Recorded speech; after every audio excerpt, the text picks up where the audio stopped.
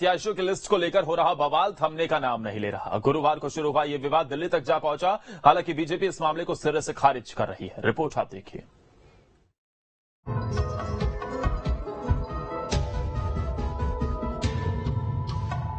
छत्तीसगढ़ में जैसे जैसे चुनाव का समय नजदीक आ रहा, वैसे वैसे राजनीतिक पार्टियों में मनमुटाव की तस्वीरें सामने आ रही है। ताजा मामला बीजेपी प्रत्याशियों की संभावित सूची का है। ऐसा माना जा रहा है कि काफी विचार मंथन के बाद तैयार की गई सूची वायरल हो गई है। लिहाजा जिनको अपने नाम को लेकर पूरी उम्मीद थी, उनके नाम सूची में नहीं है। बस फिर क्या था, पार्टी में नाराजगी का सिलसिला शुरू हो गया, जो जल्द ही बवाल में बदल गया। गुरुवार को सैकड़ों की संख्या में पैदल मार्च करते बीजेपी के कार्यकर्ता बीजेपी मुख्यालय घुस गए, जहां उन्होंने जमकर हंगामा किया। इस दौरान प्रदेश कार्यालय में उपस्थित कुछ पदाधिकारियों ने उन्हें समझाने की कोशिश की, पर वो नहीं माने। जबकि बीजेपी के नेता बृजमोहन अग्रवाल ने मामले को संभालने की कोशिश की। मीडिया ने जब उनसे इस बारे में बात की, तो बृजमोहन अग्रवाल ने इस बात से साफ इनकार कर दिया। साथ ही उन्होंने कहा कि बीजेपी में मतभेद हो सकता है, लेकिन मनभेद नहीं। अभी कोई सूची जारी नहीं हुई है। जब तक कोई अधिकृत सूची जारी नहीं हुई है, तो बदलाव की बात कहां तक आती है। तो जिस दिन अधिकृत सूची जारी होगी, उसके बाद में बातचीत चर्चा होगी। अभी तो कोई अधिकृत सूची बीजेपी की जारी नहीं हुई है।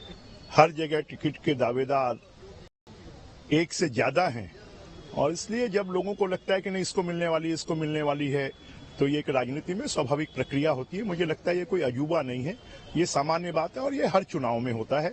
परंतु जब भारतीय जनता पार्टी की अधिकृत सूची जारी होगी, तो उस अधिकृत सूची के बाद में मुझे लगता है सभी कार्यकर्ता थोड़ा बहुत उनमें मतभेद हो सकता है, पर मनभेद नहीं है। विपक्ष के इस मामले को सत्ता पक्ष अपने हाथ से कैसे जाने देता। कांग्रेस के खाद्य मंत्री अमरजीत भगत ने इसे बीजेपी का अंतर्द्वंद बताया है। साथ ही ये भी कहा कि दूसरे को समझाने के चक्कर में बीजेपी खुद उलझ रही है।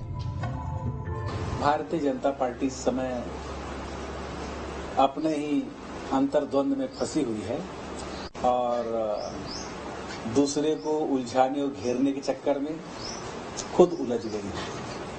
ये ईडी वाले, ये इनकम टैक्स वाले, सीबीआई वाले कितना दिन तक साथ देंगे। उनके भरोसा ही चुनाव जीतना चाहते हैं। चुनाव के मुहाने पर खड़े छत्तीसगढ़ में ये हालत अच्छे संकेत नहीं दे रहे। लिहाजा अब देखना ये होगा कि बीजेपी संभावित सूची में किनको जगह देती है और किन्हें हटाती है। बहरहाल इस मतभेद का मतदाताओं पर क्या असर होगा, ये तो आने वाला वक्त ही बताएगा। अंकुश शर्मा, रायपुर, न्यूज स्टेट। बिलासपुर के